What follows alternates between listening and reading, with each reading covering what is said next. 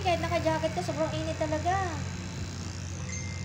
Parang tago sa ano mo. Ito na lang. Pwedeng mainitan to, di ba? Yung ganito. Kasi foundation lang siya, di ba? Gusto mo sublero ka, ma'am, para hindi mahano yung direct yung araw sa face. O di ba kasi ano yun, parang nakakasunog yun. Kanari, naglakad ka lang dyan, no, sa may baba, sobrang init. Kung naglakad ka dyan, sunog talaga kahapon. Ay, nung isang araw, parang mukhang nasunog na yung mukha ko eh. Kalimutan ko magdala ng payong. Nagaganito rin kayo? Sa amin, ma'am, sa mukha. Hindi ko pa na-try, ma'am. Bawal kasi sa ano ko, sa balat.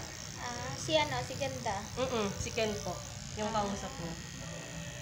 Maganda nga yung ano niya. Maganda yung skin Ano yung niya. pagising niya, hindi na siya magpupulbos. Ganyan na talaga. Ligo na lang.